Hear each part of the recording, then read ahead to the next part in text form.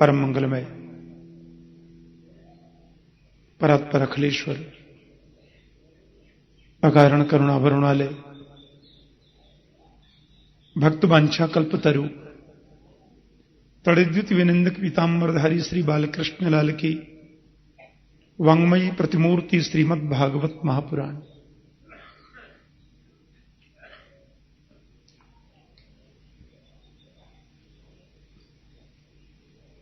माता कात्यायनी के चरणों में बैठकर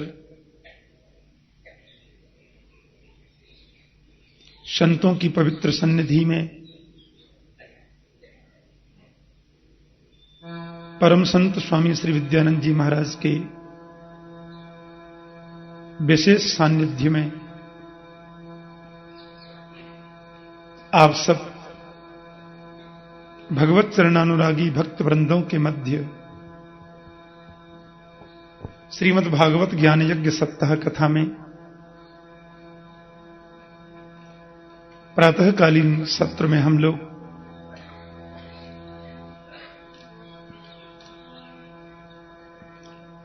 व्यास चरित्र श्रवण कर रहे थे। नारद के आशीर्वाद और पूर्ण सहयोग से भागवत की पवित्र दिव्य संरचना हुई। शौनकादि ऋषियों की पवित्र मंडली विराजित है।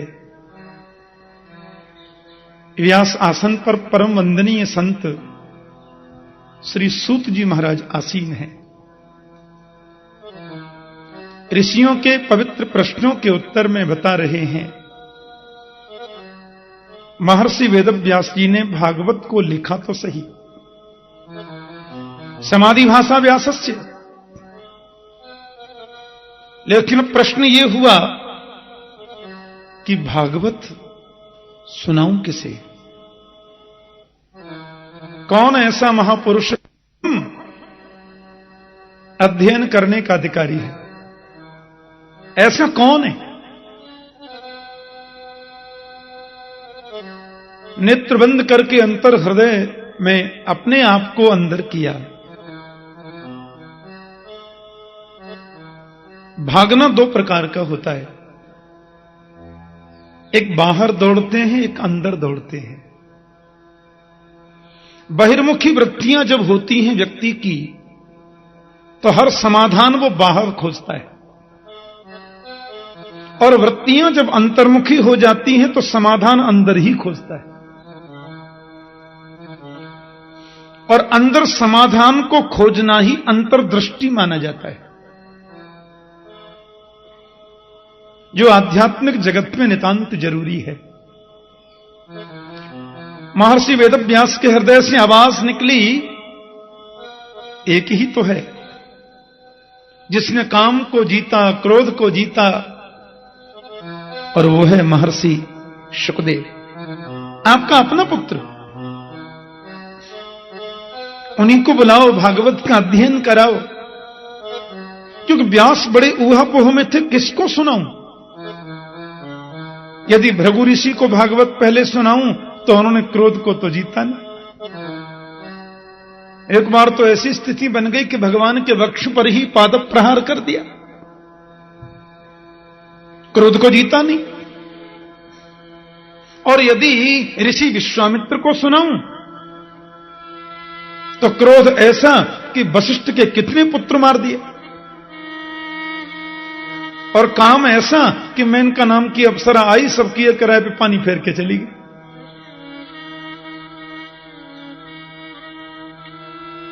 और सुखदेव को यदि बुलाया जाए, ठीक है उसने काम क्रोध को जीता है, पर वो तो निर्गुण ब्रह्म की समाधि में, ब्रह्म की समाधि में बैठा है, निर्विकार हो गया है मन। अब क्या करूं? तो व्यास के अंतर हृदय से पुनः आवाज आई, 4 अंगुल की कौपीन भी जिसने नहीं पहनी, इतना बड़ा त्याग जिसके जीवन में है, उस सुखदेव को भी आकृष्ट करने की सामर्थ्य किसी में है तो मेरी गोविंद लीला में है। गोविंद के चरित्र में है। अब ये तो समस्या बड़ी विचित्र है ना, शुकदेव को बुलाया जाए कैसे? एक तो संस्कृत स्वयं में बड़ी मीठी भाषा है, इससे मीठी दुनिया में कोई भाषा नहीं। और एक बार संस्कृत का चस्का जिसको लग जाए ना, उसको और कुछ अच्छा लगता नहीं। हाँ, और उसमें भी भागवत के मंत्र, बाप रे, अनूठे। कई बार तो मुझसे विदेशों में लोग कहते हैं, ठाकुर जी आप संस्कृत जब श्लोक गाते हैं ना, तो भले ही समझ में कम आता हो, लेकिन इच्छा होती है सुनते ही रहें। ये श्लोकों की महिमा है, भागवत के संस्कृत मंत्र हैं ही ऐसे। अब समस्या हो गई। महर्षि वेदव्यास ने अपने शिष्यों को बुलाया, नन्हे ब्रह्मचारियों को, और बोले जहां शुकदेव समाधि में हैं वहां तुम ये मंत्र गाना, शायद वो आ जाए। विश्वास इसलिए है कि कृष्ण चरित्र है, ये बड़े बड़ों को पछाड़ देता है। बोलो जय श्री कृष्ण। हाँ,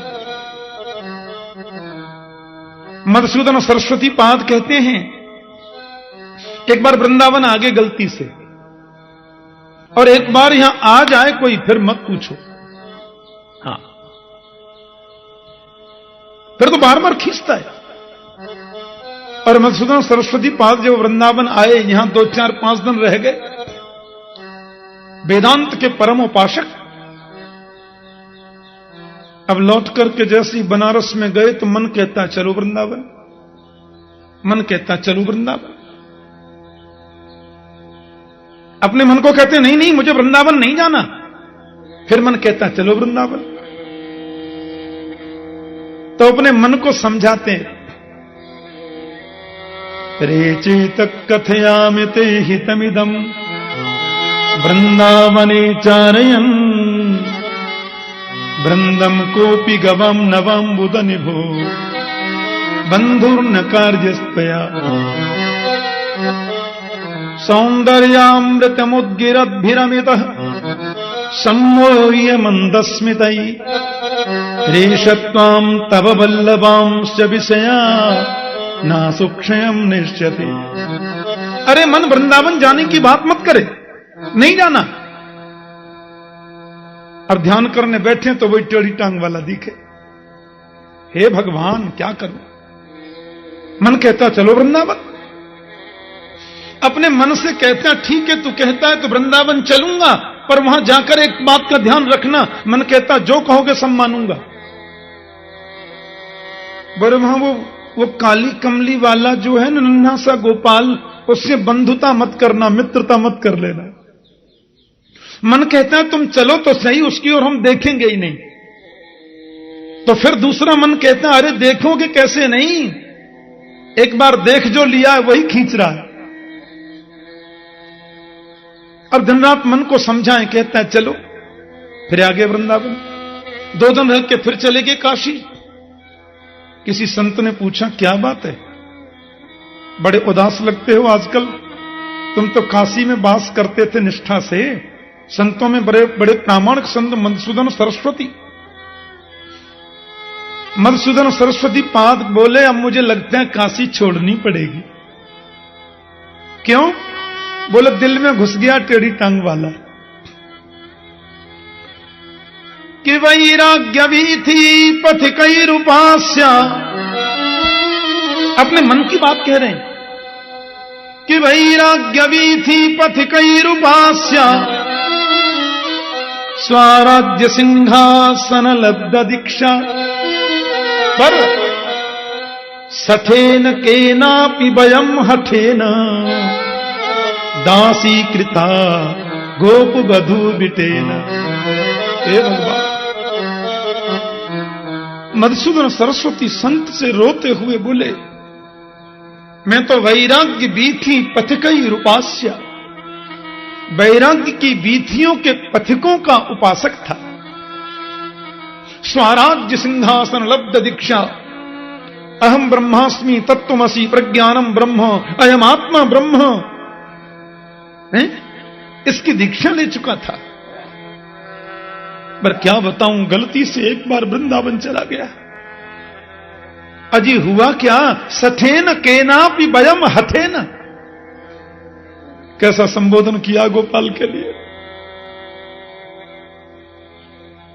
उस गोप बधूटी के बालक ने, किसी सठ ने हठपूर्वक मुझे ऐसा दास बना लिया कि अब मैं कहता हूं कृष्णात् परम किमपि तत्त्वम हम न जाने।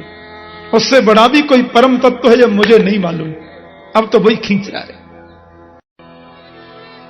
हमारे ब्रज के संत कहते हैं कि काहू के बल भजन को,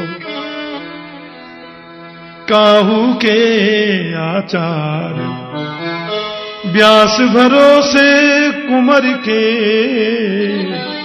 सोवत पाम पसार।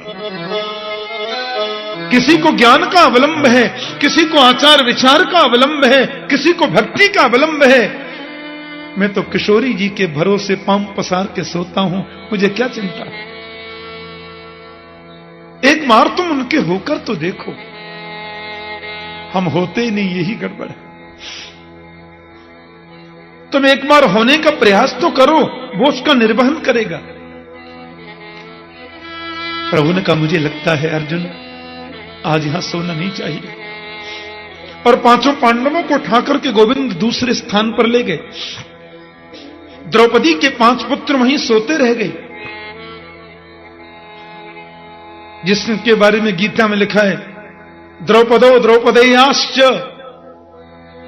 ये द्रौपदी के पुत्र बड़े बलवान थे, लेकिन मां की दृष्टि में तो वो शिशु ही होंगे। बेटा कितना ही महान हो जाए, मां बोलेगी बेटा कब आया। वात्सल्य होता है। सोते हुए द्रौपदी के उन पुत्रों को अश्वत्थामा ने पांडव समझ लिया गलती से, वो 5 का सिर काट दिया। दुर्योधन पूछेगा तो जवाब देना है, सिर को रख के ले गया साथ में। दुर्योधन बोले क्या हुआ, बोले 5 मार दिए। अच्छा क्या प्रमाण है, बोले देखो जी सिर काट के ले आया। दुर्योधन बोले तुम तो ऐसे कह रहे हो जैसे गाजर मूली काट के आए हो क्या। पांडवों को मारना इतना सहज है। अजय सोते सोते खत्म कर दिया। हाँ आपका सब संदेह दूर, सब टेंशन खत्म। प्रकाश में जाकर के दुर्योधन ने देखा और द्रौपदी के पुत्रों का चेहरा देखकर दुर्योधन बोला अरे पागल ये तूने क्या किया। मैंने तुझे पांडवों को मारने के लिए कहा था, तूने तो द्रौपदी के 5 पुत्र मार के मानो हमारे वंश को ही खत्म कर दिया। मेरे वंश में कोई भी तो न रहा, पांडव आखिर हैं तो हमारे ही, एक ही गोत्र है, चाचा ताऊ के भाई हैं। ये द्रौपदी के 5 पुत्र रहते, एक बेटा तो अभिमन्यु युद्ध में मारा गया। ये 5 पुत्रों से वंश आगे चलता, तूने तो हमारा वंश खत्म कर दिया। अश्वत्थामा जमीन पर गिर पड़ा। दुर्योधन बहुत रोया और बाद में उसकी मौत हो गई, मर गया।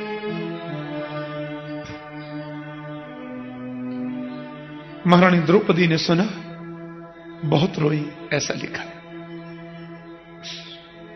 बड़ा क्रंदन किया कि माता शिशूनाम निधनम सुताना निशम्य घोरम परितप्यमाना। क्या बिगाड़ा था मेरे पुत्रों ने, क्यों मार दिया, सोते हुए बच्चों को क्यों मार दिया अश्वत्थामा ने। बार बार द्रौपदी खड़ी होती हैं, फिर गिर जाती हैं, फिर खड़ी होती फिर गिर जाती हैं। पांडवों की आंखें नम हो गईं। हजारों नर नारी वहां एकत्र थे। क्या बिगाड़ा था उन बच्चों ने, क्यों मार दिया। सोते हुए को मारना तो बड़ा अपराध है। अर्जुन की आंखों से मन रक्त बरसने लगा। अपने गांडीव को उठाकर के बोले देवी तुम्हारे 5 पुत्रों को मारने वाला अश्वत्थामा कहीं भी होगा, मैं उसको दंडित करूंगा। रथ पर आसीन होकर चल दिए। गोविंद रथ चला रहे हैं, भगवान चला रहे हैं, अर्जुन बैठे। आगे आगे अश्वत्थामा और पीछे पीछे मेरे प्रभु का रथ। अर्जुन गांडीव लेके बैठे। अश्वत्थामा ने देखा कि ये तो अर्जुन है, मार डालेगा मुझे। बस उसके पास एक ही वो अंतिम अस्त्र था। पिताजी ने इसको सिखाया तो कभी था नहीं। पांडव जब सीखने थे उसने सीख लिया था। द्रोणाचार्य महाराज बड़े भारी ज्ञानी थे शस्त्र विद्या के, लेकिन अपने पुत्र को उन्होंने जानबूझकर ब्रह्मास्त्र इसलिए नहीं सिखाया कि बात बात में ब्रह्मास्त्र चला देगा, और वो चलाना सीख भी लिया, पांडवों की देखा देखी तो वापस करना आता ही नहीं था। ऐसी उसकी विचित्र स्थिति। उसने देखा कि अर्जुन मुझे मार डालेगा, उसने ना समझने ब्रह्मास्त्र चला दिया। अंतिम अस्त्र होता है सबसे विचित्र अस्त्र, और ब्रह्मास्त्र अपनी ओर आते हुए महाराज अर्जुन ने देखा, अर्जुन तो घबरा कि ये क्या किया इसने, अरे ब्रह्मास्त्र ला दिया। ब्रह्मास्त्र को कोई भी उसकी कोई काट नहीं है। अर्जुन तो चरणों में गिर पड़े, गोविंद बचाओ, प्रभु कुछ करो आप, हे प्रभु आप ही हमारी रक्षा करें, आप ही कुछ करें। गोविंद बोले अर्जुन बहुत भोले हो तुम, पर तुमको ये मालूम नहीं विषस्य विषम औषधम, कभी कभी विष की औषधि विष ही होता है। पैर में कांटा लग जाता है ना जंगल में, हम लोग कहते हैं अब कैसे निकालें, ये कांटा लग गया तो दूसरा कांटा खोजते हैं और दूसरे कांटे से पैर के कांटे को निकाल देते हैं।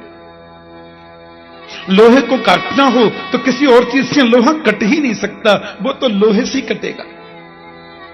गर्म करके ठंडे लोहे से काट देते।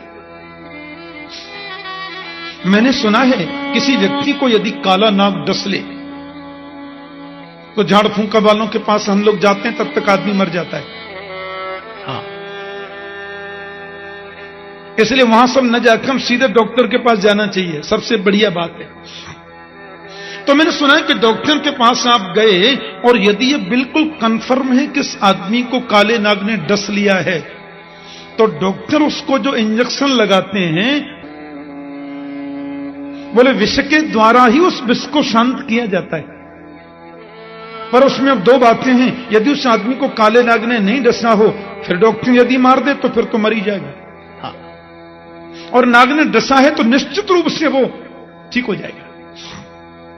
तो विषस्य विषम औषधम, कभी कभी विष की औषधि विष होता है। उसने ब्रह्मास्त्र लाया, दोनों टकरा के शांत होकर गिर पड़े। दौड़ करके अश्वत्थामा के सिर के केस पकड़ के खींच के लाए। भीड़ लगी थी, देवी यही पापी अश्वत्थामा है, मृत्युदंड तो इसको मिलेगा, लेकिन मैं चाहता हूं कि तुम बताओ इसको कैसे मारा जाए। जमीन में जिंदा गाड़ करके मारे, या जलती हुई अग्नि में जलाकर के मारे, या शेर का भोजन बना करके मारे, कैसे मारा जाए ये तुम ही बताओ। उन लोगों के बीच में अश्वत्थामा थर थर थर थर कांप रहा है। महारानी द्रौपदी के हृदय में करुणा आ गई, नेत्रों से आंसू बह चले। उवाच स्नासहं तस्य बंधनानयनं सती मुच्यतामेष ब्राह्मणो नितरां गुरु। द्रौपदी ने कहा इसको छोड़ दीजिए, ब्राह्मण है और ब्राह्मण तो आपके गुरु हैं। ब्राह्मण तो सदैव गुरु होता है। आपने इन्हीं के पूज्य पिता श्री से समस्त विद्याओं का अध्ययन किया, विशेषकर शस्त्र विद्या में पारंगत आप हुए इनके पिता श्री की कृपा से। ब्राह्मण है, छोड़ दीजिए। अर्जुन ने कहा क्या कहती हैं आप? राजनीति में यह सब नहीं चलता। अरे जिस व्यक्ति ने अपराध किया उसको दंड मिलना चाहिए, चाहे वो कोई क्यों ना हो। और आप जानती नहीं देवी, आज इसको छोड़ देने का मतलब है कल किसी और व्यक्ति को मारेगा। अरे सठई साठ्यम समाचरेत, ये कृपा का पात्र नहीं है, दया का पात्र नहीं है, इसको दंड मिलना ही चाहिए देवी। और आप कहती है कि मैं यानी कि छोड़ दूं, ये तो अच्छी बात नहीं है। नहीं नहीं, मत मत मत मारो। क्योंकि मुझे ऐसा लगता है कि मैं एक मां हूं और एक माता ही दूसरी माता के हृदय की वेदना को समझ सकती है। एक मां ही दूसरी मां के हृदय की वेदना को पहचान सकती है। मैं कहती हूं मत मारो, और यदि इसको मारने से मेरे 5 पुत्र जीवित हो सकते हो तो जरूर मारो, लेकिन ऐसा कभी नहीं हो सकता। फिर इसको मारकर आप ब्रह्म हत्या क्यों मोल लेना चाहते हैं? इसलिए मेरा आपसे विशेष निवेदन है, इसको छोड़ दीजिए। अर्जुन तो बड़ी दुविधा में पड़ गए। युधिष्ठिर जी की ओर इशारा करके बोले, भाई जी आप बताइए इसको मारना चाहिए कि नहीं? युधिष्ठिर बोले, देख लो भैया, देखो हां, धर्म ग्रंथों में जैसा लिखा हो वैसा ही होना चाहिए, कहीं कुछ गड़बड़ न हो जाए। भीमसेन से पूछा, भाई जी आप क्या कहते हैं, इसको मारना चाहिए कि नहीं? भीमसेन बोले, तू छोड़ देगा तो मैं मार दूंगा। ऐसे पापी को तो मारना ही चाहिए, इसको तो मृत्युदंड मिलना ही चाहिए। नकुल सहदेव बोले, मजले भैया बिल्कुल ठीक कहते हैं, मृत्युदंड का अधिकारी है, मारो ही इसे। द्रौपदी कहती है, मत मारो। मेरे गोविंद ने जिसको सखी का भाव दिया, मेरे प्रभु ने जिसको सखी कहकर पुकारा, उसके मन में किसी के प्रति दुर्भाव कैसे आ सकता है? महारानी द्रौपदी के हृदय में करुणा छा गई। अर्जुन बड़ी दुविधा में किया जावे क्या? उनके परम गुरु, परम सखा गोविंद भी तो वहीं खड़े थे। कन्हैया ने देखा हमसे कोई पूछेगा तो अपना सुझाव दे देंगे, बिना पूछे तो दें क्यों? कोई अन्याय से पूछे तो भी नहीं देंगे। अर्जुन ने तो तुरंत गोविंद के चरणों में प्रणाम किया और कहा, प्रभु आप ही कुछ बताओ ना, आखिर मैं करूं क्या? मेरे प्रभु ने बहुत सुंदर बात कही।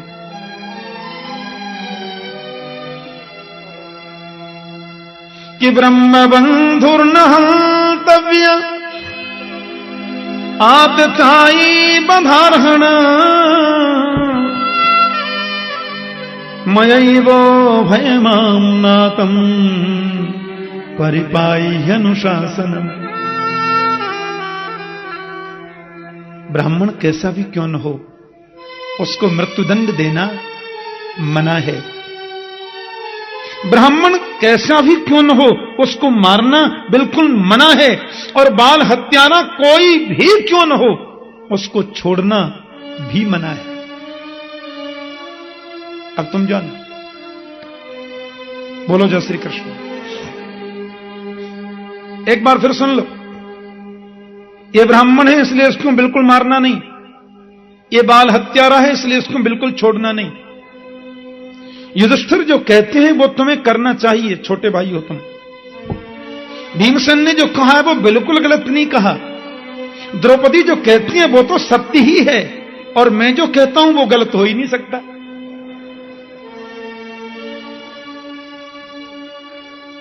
अब तुम जानो, हजारों लोग खड़े, माताएं भी खड़ी, और जजमेंट दे दिया जज साहब ने।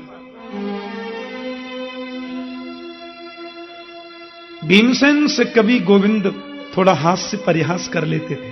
हां, भीमसेन 1 मिनट तो मौन रहे, अर्जुन तो चिंता में है। फिर भीमसेन बोले, क्या सुंदर जजमेंट दिया है। आप जैसे न्यायाधीश 2-4 और हो जाएं गोविंद। प्रभु ने कहा, सुनिए, जहां जरूरी न हो वहां अपने विचार व्यक्त मत कीजिए, मैंने बोल दिया ना। और फिर अर्जुन ने गीता सुनी है। दादा आपको नहीं मालूम, अर्जुन को इससे ज्यादा कुछ बताने की जरूरत नहीं है। शिष्यस्ते हम साधिमाम ताम प्रपन्नम। गोविंद से उसने शिष्यत्व स्वीकार किया है? उनको अपना गुरु माना है। और कभी कभी तो इस पर जोर देना ही चाहिए। अब अर्जुन सोचते हैं मारना भी है, छोड़ना भी है, मारना भी नहीं, छोड़ना भी नहीं। द्रौपदी कहती है वो भी करना है, युधिष्ठिर बोलते हैं वो भी करना है, भीम दादा कहते हैं वो भी करना है, और गोविंद ने जो कहा वो करना ही करना है।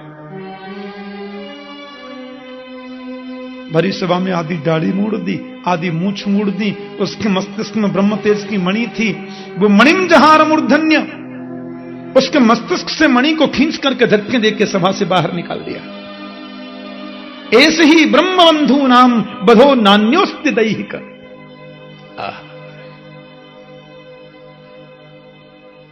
समाज में जिसकी प्रतिष्ठा, समाज में जिसके प्रति लोगों का उच्च भाव, उस व्यक्ति का सामाजिक बहिष्कार कर देना किसी मृत्युदंड से कम नहीं है। हां, और मरने वाला तो इतने में मर गया। हां, कितने लोग तो शर्म के मारे, लज्जा के मारे मर जाते हैं, लेकिन कुछ लोग ऐसे भी होते हैं कुर्ता झाल के चल देते हैं। किसी ने पूछ लिया बड़ी अपमान हो गया आपका, राम राम राम राम, भरी सभा में हैं ऐसा अपमान। बोले तो छोटी सी सबुल्ली, हम तो बड़ी बड़ी सभा से निकल गए ऐसे ही। उसको क्या, छोटी सी सबुल्ली है। हां, आप पार्लियामेंट में लाइव टेलीकास्ट देखते हैं टीवी में, तो देखना, जिनको भेजते हैं आप चुन करके। पार्लियामेंट की सुरक्षा में 25 लाख रुपए रोज का खर्चा है। उसमें जाकर कैसी कुत्ता बिल्ली की सी लड़ाई होती है, आप देखना, शर्म आती है देख करके। कोई फर्क नहीं, झाड़ लिया फिर चल दिया। आज गाली दे रहे हैं, 2 घंटे बाद ही गले लग गए। न किसी बात का महत्व, न किसी वचन का महत्व, चरित्र नाम की तो चीज नहीं। ये राष्ट्र तो गोविंद के भरोसे चल रहा है। बोलो जय श्री कृष्ण।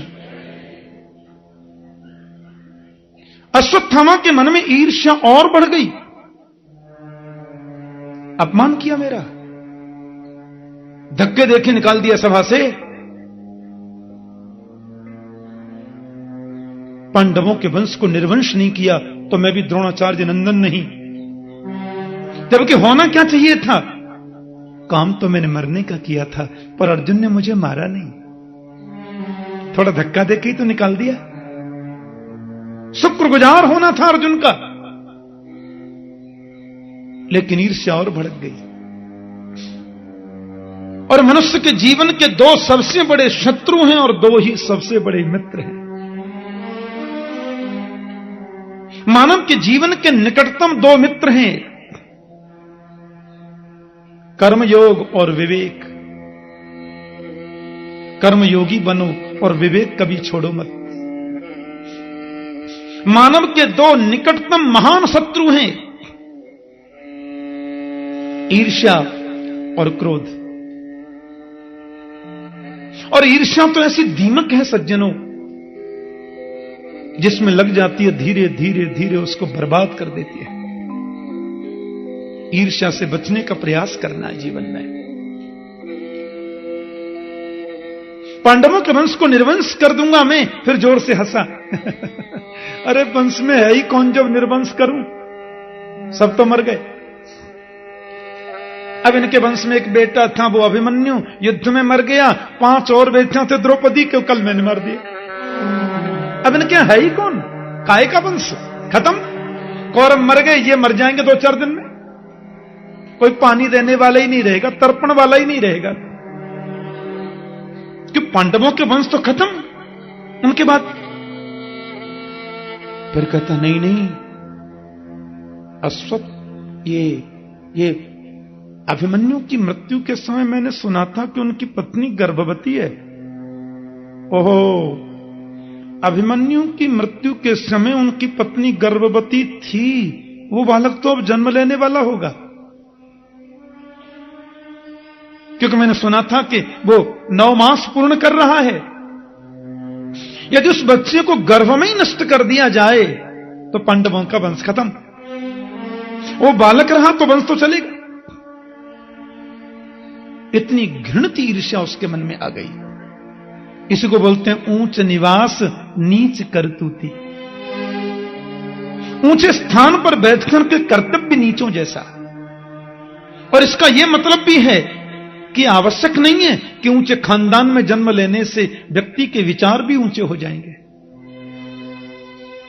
यह जरूरी नहीं है कि आदर्श पुरुष का बेटा भी आदर्श पुरुष ही होगा। हिरण्यकश्यपु के प्रहलाद भी हो जाता है। और राजा बहन के यहां पृथु जैसे का प्रादुर्भाव होता है। कभी कभी महात्मा पिता का दुष्ट पुत्र होता है। राजा अंग का बेटा बहन हो गया। अंग इतने बड़े धर्मात्मा और बहन इतना बड़ा दुष्ट। और हिरण्यकश्यप इतना बड़ा दुष्ट और प्रहलाद परम भागवत। 12 भागवतों में प्रहलाद का नाम आता है। 12 जो भागवत हैं उसमें नाम आता है हिरण्यकश्यप के पुत्र का। कितनी बड़ी आदर्शता। 12 भागवतों में ध्रुव का नाम नहीं है, प्रहलाद का नाम है, क्योंकि प्रहलाद का स्थान बहुत ऊंचा है। ध्रुव ने तो भगवान को भजा लेकिन कामना थी। प्रहलाद तो बोलते हैं यदि आशीष में कामान बरांस्वाम बरदर्शभ कामानाम हृदय संदोहम भवतस्तु वृणे बरम। मेरे मन में मांगने की कभी इच्छा ही पैदा नहीं हो, इसलिए वो 12 भागवतों में स्थान पा गए। गिनीज बुक में नाम आ गया। आदर्श पुरुष हैं। द्रोणाचार्य जैसे महापुरुष का पुत्र होकर इतना घृणित कर्म। अपने आश्रम पर बैठे बैठे अश्वत्थामा ने अभिमंत्रित करके ब्रह्मास्त्र चला दिया गर्भस्थ शिशु के विनाश के लिए। अभिमन्यु की विधवा गर्भवती पत्नी महारानी उत्तरा जैसे उसने ब्रह्मास्त्र आते देखा दौड़ पड़ी, गोविंद के चरणों में गिर गई। पाहि पाहि महायोगिन देव देव जगतपते नान्यम तद्भयम पश्ये यत्र मृत्यु परस्परम। हे केशव मेरी रक्षा करें, हे प्रभु मेरी प्राण रक्षा करें। कामम दहतु माम नाथ मामे गर्भो निपात्यताम। ये ब्रह्मास्त्र मुझे नष्ट कर दे इसकी चिंता नहीं है, पर मेरे गर्भस्थ शिशु को बचाओ। यदि ये गर्भस्थ शिशु न रहा तो पांडवों के वंश में कोई तर्पण करने वाला भी नहीं रहेगा। सूत जी कहते हैं कि उस समय गोविंद जैसा रोए महाभारत के किसी प्रसंग में प्रभु इतना नहीं रोए। भगवान ने मन में सोचा इस बच्चे ने क्या बिगाड़ा। इसने तो भी संसार को देखा भी नहीं, इस बच्चे का विनाश क्यों करना चाहता अश्वत्थामा। लेकिन ब्रह्मास्त्र तो बड़ी तीव्र गति से आ रहा है और उत्तरा ने कह दिया कि मैं मर जाऊं परवाह नहीं, लेकिन इस बच्चे को बचाइए। कहते हैं गोविंद के नेत्रों में आंसू और बोले बेटी तुम्हें बिल्कुल डरने की जरूरत नहीं है, मैं सुरक्षा करूंगा तुम्हारे पुत्र की। क्योंकि कृष्ण तो उत्तरा के मामा ससुर लगते हैं, उसके पति के साक्षात उसके पति के मामा ही खास। और सूक्ष्म रूप लेकर के मेरे गोविंद उत्तरा के गर्भ में ही प्रवेश कर गए और वहां जाकर श्रीमद दीर्घ चतुर्बाहुम 4 भुजाएं धारण कर ली और अपनी गदा को प्रभु ने सुदर्शन चक्र की भांति बच्चे के चारों तरफ घुमाया और उस बच्चे की प्राण रक्षा कर दी। सूत जी बोले कैसा लगा। ऋषि बोले आश्चर्य है। सूत बोले बिल्कुल नहीं। भगवान ने गर्भ में जाकर बच्चे की प्राण रक्षा कर दी, यह आश्चर्य नहीं है। ऋषि बोले नहीं आश्चर्य तो महाराज है। सूत जी बोले आश्चर्य है, पर प्रभु ने गर्भ में जाकर बच्चे को बचाया, यह आश्चर्य नहीं है। ऋषि बोले तो फिर आश्चर्य क्या है। सूत जी बोले आश्चर्य यह नहीं है कि भगवान ने गर्भ में जाकर बच्चे को बचाया, आश्चर्य तो ऋषियों यह है कि गर्भ का बच्चा कितना भाग्यवान है जिसने दुनिया में जन्म बाद में लिया, गोविंद का दर्शन पहले कर लिया। आश्चर्य तो यह है। आपको ब्रह्मा की सृष्टि के इतिहास में ऐसा दूसरा उदाहरण मिलेगा ही नहीं। किसी ने जन्म बाद में लिया हो, गोविंद का दर्शन पहले कर लिया, दूसरा उदाहरण है ही नहीं। और ऋषियों जिस बच्चे को गोविंद ने गर्भ में जाकर बचाया वही राजा परीक्षित है, वही श्रीमद् भागवत के मुख्य श्रोता,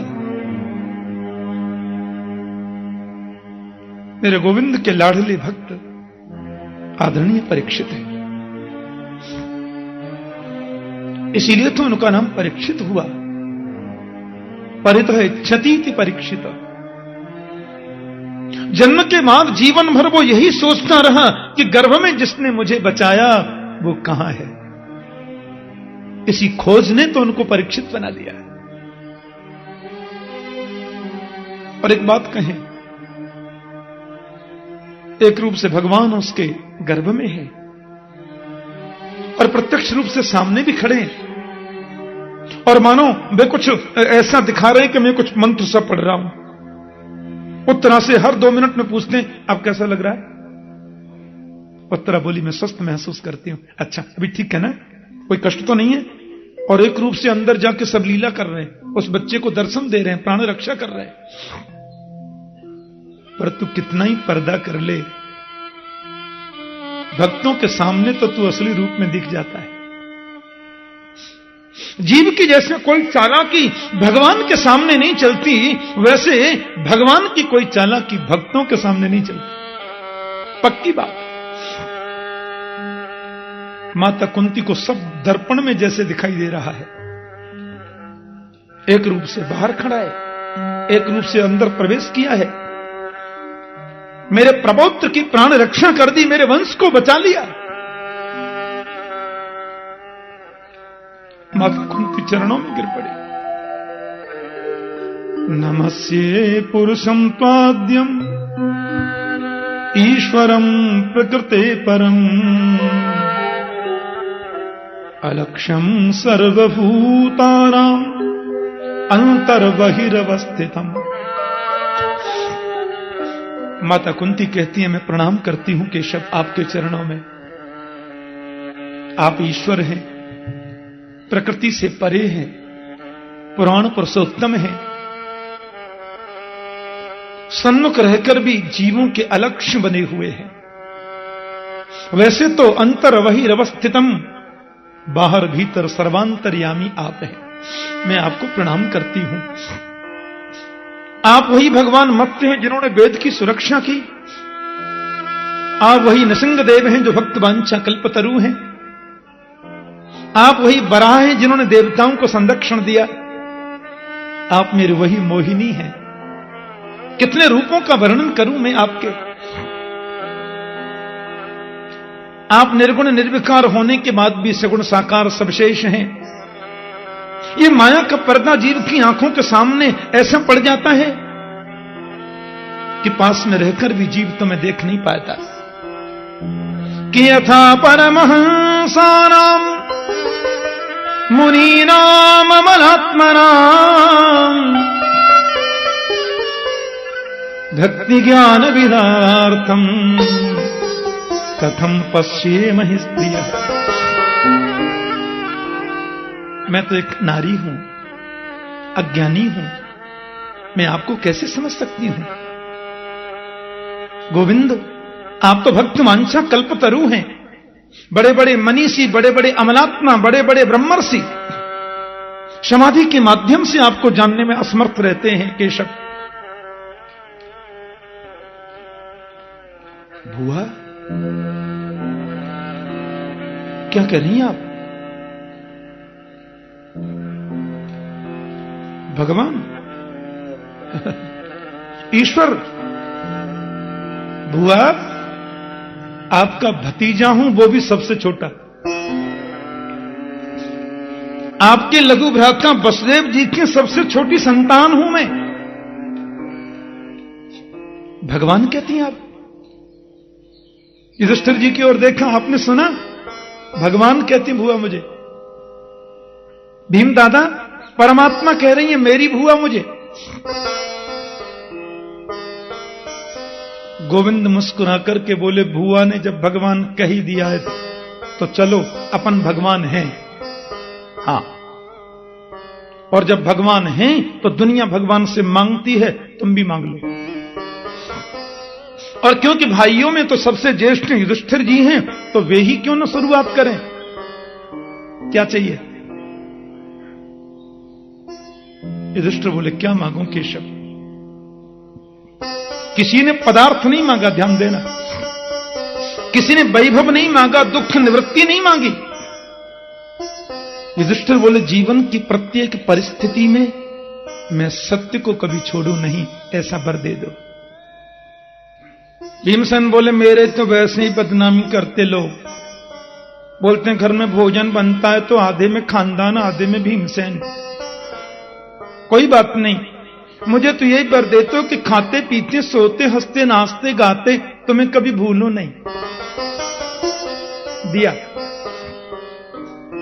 श्रीमान अर्जुन आप बोले, मेरी तो एक ही प्रसिद्ध मांग है, शिष्यस्ते हम साधिमाम ताम प्रपन्नम।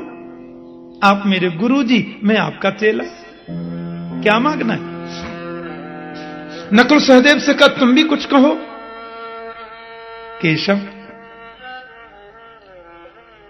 तीनों भाइयों की सेवा मिलती रहे और बार बार आपका दर्शन मिलता रहे, और क्या मांगे हम?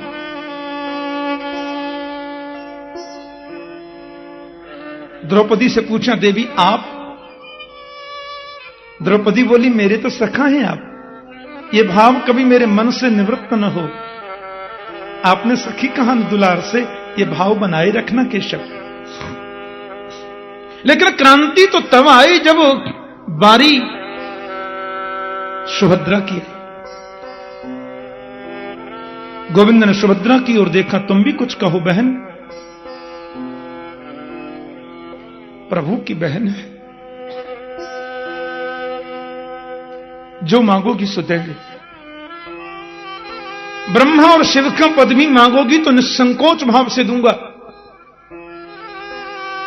त्रिलोकी का ऐश्वर्य भी चाहिए तो आज जरूर दूंगा, भुआ ने भगवान कहा है मुझे। द्रौपदी को लगा खास बहन है, पता नहीं क्या मांगे। माता कुंती को लगा मेरी छोटी बहू कोई संसार की वस्तु न मांग ले। वैसे जानते तो सभी हैं कि गोविंद की बहन है, यह गलती हो नहीं सकती। मांगो। सुभद्रा के सिर पे हाथ रख दिया, जो मांगेगी सो देंगे। सुभद्रा ने अपनी साड़ी का पल्लू ऐसे कर दिया, जो मांगूंगी दोगे, मांगना। कृष्ण त्वदीय पद पंकज पंजरान्ते अद्यैव मे विशतु मानस राजहंस। कृष्ण त्वदीय पद पंकज पंजरान्ते अद्यैव मे विशतु मानस राजहंस। प्राण प्रयाण समये कफवात पित्तै कंठावरोधन विधौ स्मरणं कुतस्ते। बस यही वर दे दो गोविंद, मेरा मन रूपी राजहंस आप ही आज ही आपके चरणों में लग जाए। मेरा मन आपके चरणों के अलावा कहीं जावे ही नहीं। क्या कहा? मेरे चरणों की भक्ति ना समझ है। लोगों को जब दिखना बंद हो जाता है, कानों से सुनना बंद हो जाता है, हाथ से माला छूट छूट के गिरने लग जाती है, कमर 3 जगह से टेढ़ी हो जाती है, 32 दांत निकल के बाहर आ जाते हैं, तब लोग मेरी भक्ति करने चलते हैं। तू अभी से इस अवस्था में इस अवस्था में मेरे चरणों की भक्ति मांगती है। बोली प्राण प्रयाण समय कफवात पित्तै। क्योंकि प्राणों के प्रयाण का समय जब आता है गोविंद, कपिल जी कहते हैं कंठे घुर घुरायते। संख्य में भगवान कपिल उपदेश करते हैं, प्राण प्रयाण समय, प्राणों के प्रयाण का समय जब आता है तो कंठ अवरुद्ध हो जाता है। कंठावरोधन विधौ स्मरणं कुतस्ते। बचपन से अभ्यास न रहा, मन बचपन से तुम्हारे चरणों में न लगा, तो बुढ़ापे में क्या खाक लगेगा? इसलिए अद्यैव में विशतु मानस राजहंस, आज ही लग जावे, ऐसा आशीर्वाद दे दो। मृत्यु के समय तुम याद आओगे, इसकी गारंटी क्या है? क्योंकि जन्म जन्म मुनि यतन कराही, अंतराम कहियावत नाही। अंतिम समय तुम्हारी याद आती नहीं गोविंद, भूल जाता है जीव तुम्हें। पता है क्या हुआ? सुभद्रा ने जब ये मांगा तो गोविंद उठकर के आए और दौड़कर सुभद्रा को गले से लगा लिया और प्रेम के आंसुओं से सिर को भिगोते हुए पांडवों की ओर देखते हुए सीना तान करके बोले, मेरी बहन है। संसार की वस्तुओं को प्राथमिकता कैसे दे सकती है? मेरा बहुत आशीर्वाद। संसार की वस्तु तो किसी ने मांगी नहीं। किसी ने प्रेम मांगा तो किसी ने भक्ति मांगी, तो किसी ने भजन की शक्ति मांगी, किसी ने सन्मति मांगी, किसी ने भजन और ज्यादा बढ़े मांगा, किसी ने याद बनी रहे मांगा। कुंती बोली, मैं क्या बोलूं केशव? प्रभु ने कहा, कुछ भी बोलो। बुआ, तुम्हें बोलने में देरी होगी पर मैं देने में विलंब नहीं करूंगा, तू बोल तो सही। माता कुंती ने बस हाथ पसार दिए, बोले देना है तो मुझे सिर्फ एक ही वर दे दो केशव, कि विपद संतु न शश्वत तत्र तत्र जगत गुरो भवतो दर्शन यत्स्या अपुनर्भव दर्शन। कुंती बोली, मेरे जीवन में विपत्ति पर विपत्ति आती रहे, दुख पर दुख आता रहे, और मुझे कुछ नहीं चाहिए। एक विपत्ति दूर नहीं हो दूसरी आ जाए, दूसरी दूर नहीं हो तीसरी आ जाए, विपत्ति पर विपत्ति पर विपत्ति आए, ये वर मेरी झोली में दे दो। गोविंद बोले, भुआ क्या मांग रही हो तुम? ये दुख भोगते भोगते तेरा पेट नहीं भरता? जीवन में तुमने कभी सुख पाया है? मुझे एक भी दिन तुम गिना दो भुआ, तो तुमने जीवन में कभी सुख पाया हो? आज फिर दुख, आज फिर तुमने दुख मांग दिया। जरा कुंती के चरित्र पर हम लोग एक नजर डाल करके देखें। जन्म हुआ मथुरा में, महाराज सूरसेन की लाडली बेटी, नाम था प्रथा। लेकिन प्रथा का जन्म हुआ, सूरसेन के परम मित्र आ गए महात्मा कुंती भोज, और वो प्रथा को गोद ले गए। नाम था प्रथा, कुंती भोज ने नाम रख दिया कुंती। बालक ये तो समझता ही है, जन्म मेरा कहीं हुआ, पालन कहीं हो रहा है। तुम्हारा बचपन सुख से नहीं बीता। बड़ी हुई, शादी हो गई कुंती माता की, तो पति मिला पीलिया का मरीज, जन्म से ही पीलिया का मरीज, महाराज पांडु। पांडु महाराज की दो पत्नी, बड़ी पत्नी कुंती, छोटी पत्नी माद्री। बचपन सुख में बीता नहीं, पति मिला तो पीलिया का मरीज। उस पति का भी कोई सुख नहीं, क्योंकि पति को भी शाप लगा है कि तुम सहवास की कामना से अपनी पत्नी के पास जाओगे तो तुम्हारी मौत हो जाएगी, मर जाओगे। एक नारी के लिए इससे बड़ा कष्ट और क्या होगा।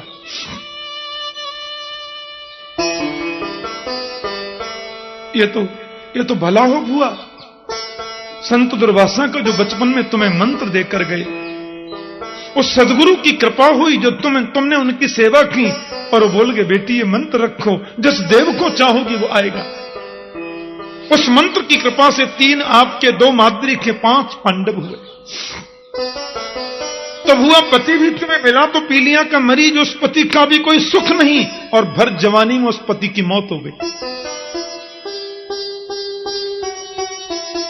एक दिन वो अपने मन को काबू में न रख सके, महाराज पांडु माद्री की ओर आकृष्ट होकर के चले, और माद्री का स्पर्श करते काम भावना से तुरंत मर गए। माद्री ने सोचा मेरी वजह से पति के, वो पति के संग सती हो गई, अपने दोनों बेटे कुंती को दे गई। पति भी मिला पीलिया का मरीज, उस पति का भी सुख नहीं, उस पति की भी भर जवानी में मौत हो गई। एक भारत की विषम परिस्थितियों में पलने वाली विधवा नारी ऐसी परिस्थिति में अपने 5 पुत्रों का पालन कैसे कर सकती है, जिसके 5 पुत्रों को मारने के लिए गांधारी के 100 बेटा 24 घंटे तैयारी में रहते, सिवाय इसके कोई काम नहीं कि पांडवों को कैसे मारा जाए।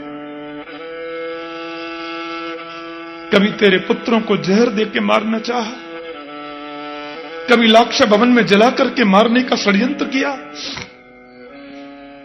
कभी भरी सभा में तेरी पुत्र वधू को अपमानित करने का प्रयास किया,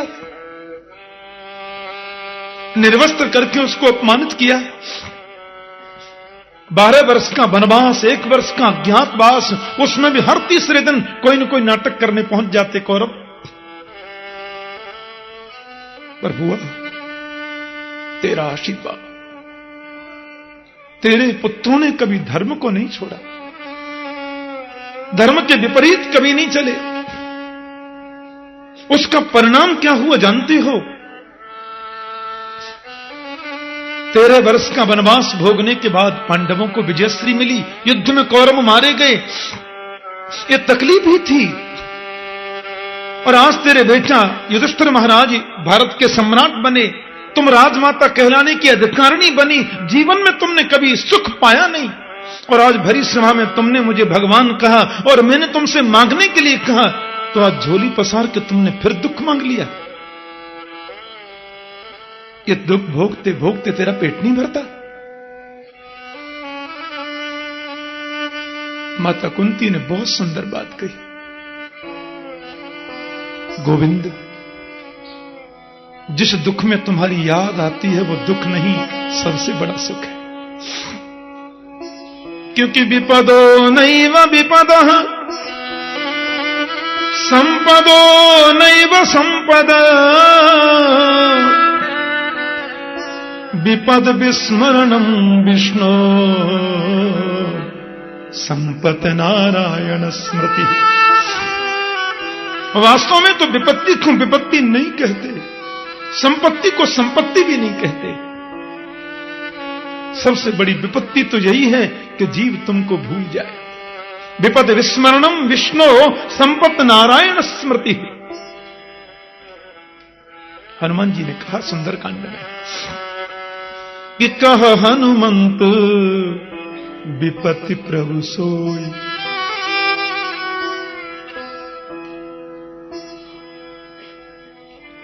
जब तब सुमिरन भजन न हो।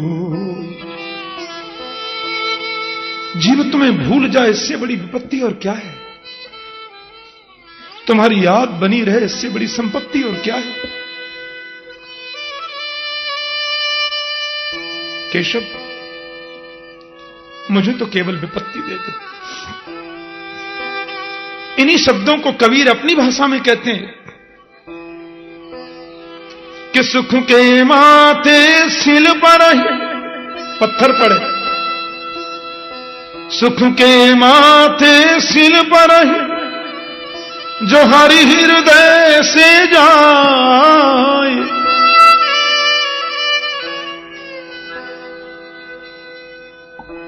बलिहारी वहां दुख की जो पल पल नाम जपा। ऐसे सुख को लेकर के क्या करें? ऐसा वैभव ऐसा साम्राज्य लेकर भी क्या करें जो भगवान को भुला दे।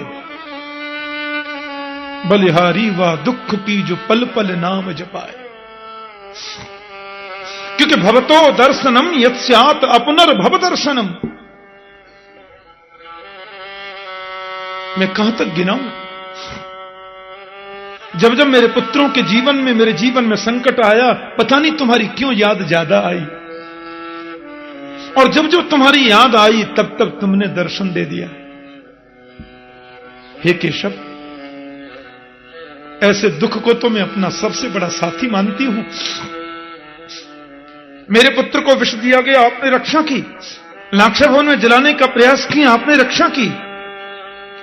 और वन में जहां जहां संकट आए, जहां जहां विपत्तियां आई, आपने बचाया। मैं कहां तक गिनाऊं? अभी अभी आपने मेरी पौत्र वधू के गर्भ में प्रवेश करके मेरे प्रपौत्र को बचा लिया। तो आज गोविंद मेरे सामने जो खड़े हैं, वो उस दुख का ही तो फल है। और जो दुख मुरलीधर से मिला है, वो दुख नहीं है, वो तो सबसे बड़ा सुख है। प्रभु ने कुंती को प्रणाम करके कहा, नाम हुआ यह मैं बिल्कुल नहीं दे सकता।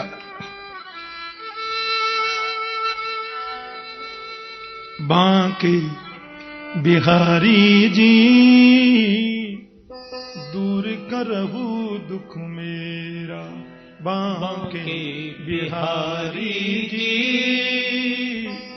दुख की परिभाषा बताएंगे। दुख मेरा अवध बिहारी जी दूर करहु दुख मेरा। अवध बिहारी जी दूर करहु दुख मेरा। सुना है जो तेरे दर पे आवे, सुना है जो तेरे दर पे आवे, उसके सब दुखड़े मिट जावे। उसके सब दुखड़े मिट जावे। शरण तुम्हारी जी दूर करो दुख मेरा। शरण तुम्हारी जी दूर करो दुख मेरा।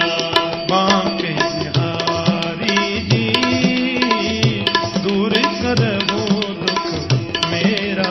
ये बांके बिहारी जी दूर करो दुख मेरा। जन्म जन्म का मैं हूँ भटका, जन्म जन्म का मैं हूँ भटका। बेड़ा आज भंवर में अटका। बेड़ा आज भंवर में अटका।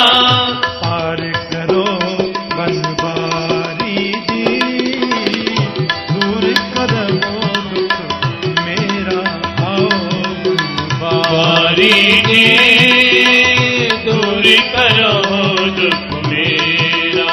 मेरे बांके बिहारी जी दूर करो दुख मेरा।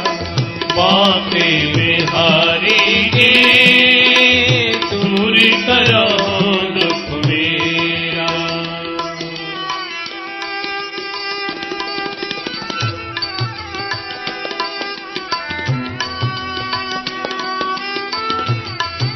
तुम्हारी स्मृति बनी रहे। तुम्हारा विस्मरण ही सबसे बड़ा दुख है, और विस्मरण रूपी दुख को तुम ही दूर कर सकते हो, कौन करेगा?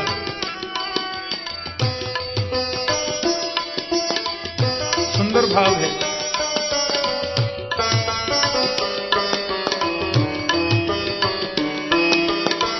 सबरी अहिल्या गणिका नारी। सबरी अहिल्या गणिका नारी। सब ही तुमने पार उतारी। सब ही तुमने पार उतारी। अब हमारी बारी जी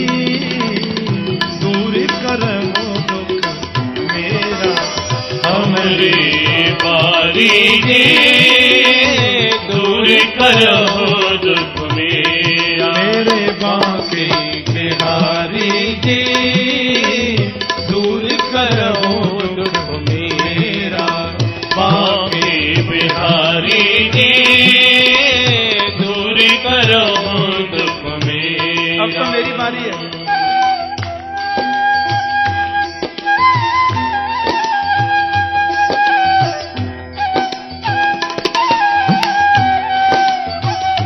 तुम्हारी कृपा से संभव है।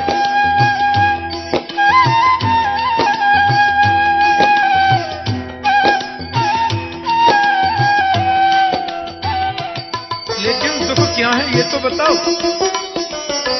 वैभव चाहिए, संपत्ति चाहिए, बोले नहीं ये कोई दुख नहीं है। सबसे बड़ा दुख ही है कि मैं तुम्हें भूल गया हूं। अब इस दुख की निवृत्ति ये है कि अंतिम क्षणों में मुझे आके दर्शन दे देना। भगवान का सुदर्शन चक्र लेके आवे कि धनुष बाण लेके आवे, कौन सी झांकी पसंद है तुम्हें? मोर मुकुट पीतांबर धारी, मोर मुकुट पीतांबर धारी, संग में हो श्री राधिका प्यारी। संग में हो श्री राधिका प्यारी, संग में हो ब्रस भान दुलारी। संग में हो ब्रस भान दुलारी। मोहन गिरवर धारी जी दूर करो दुख मेरा।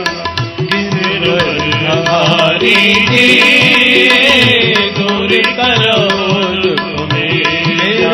बांके बिहारी जी दूर करो दुख मेरा।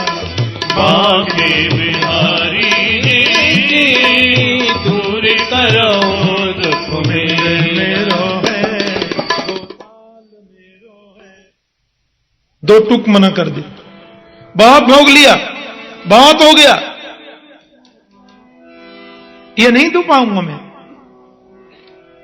कुंती बोली दुख नहीं दे सकते, एक काम तो कर सकते हो। गोविंद बोले क्या? बोले स्नेह पास मिमाम छिंदी। ये जो ममता की डोर बंधी है ना, इसको तोड़ दे गोविंद। इतना तो कर सकते हो। अब मैं बिल्कुल निवृत्त होना चाहती हूं। मैं चाहती हूं कि वृत्तियां संसार में भटकना बंद कर दें और तुम्हारे चरणों से जुड़ जाएं, बस। इसलिए स्नेह पास मिमाम छिंदी। गोविंद बोले वो तो पहले ही टूटी हुई है, उसको मैं क्या तोड़ूं? माता कुंती तो महानात्मा है। प्रभु ने भक्ति का वचन दिया, उत्तरोत्तर तुम्हारी भक्ति बढ़े, और जहां भक्ति जाती है वहां गोविंद तो ऑटोमेटिक जाते। लेकिन कुंती माता को प्रभु समझा करके भोजन आदि से निवृत्त होकर के रात्रि में गोविंद ने देखा कि युधिष्ठिर के कमरे में रोशनी आ रही है। क्या बात है? अच्छा, कृष्ण गोविंद जो हैं वो युधिष्ठिर जी को पिता तुल्य आदर देते हैं। वो हैं भुआ के बेटा, बड़े भाई, लेकिन गोविंद उनको पितृतुल्य आदर देते हैं। युधिष्ठिर जी को बहुत सम्मान देते हैं। भीमसेन से तो कभी कभी विनोद भी कर लेते हैं, अर्जुन से तो बहुत प्यार रखते हैं, और नकुल सहदेव के प्रति वात्सल्य दृष्टि है। लेकिन युधिष्ठिर को तो प्रभु प्रणाम करते हैं। गोविंद आ गए रात के समय युधिष्ठिर के कक्ष में। दादाजी क्या बात है? महाराज, युधिष्ठिर जी आंख बंद करके बैठे और आंखों से आंसू झर रहे हैं। क्यों रो रहे हैं आप? गोविंद में बहुत बड़ा पापी हूं। अरे क्या करना है इस पृथ्वी के टुकड़े का? मेरी इस लोकेशणा ने कितना बड़ा अन्याय कर दिया, तुम्हें मालूम है कन्हैया? राज्य पद की इच्छा ने कितना बड़ा अनर्थ कर दिया। लाखों स्त्रियां विधवा हो गईं, हजारों बच्चे अनाथ हो गए, कितने वीर मारे गए बेमौत। ये मेरी वजह से हुआ, क्योंकि मेरे मन में ये इच्छा थी कि मैं भारत का सम्राट बन जाऊं, मैं भारत का राजा बन जाऊं, हस्तिनापुर का अधिकार मुझे मिले। क्या करना इस टुकड़े का?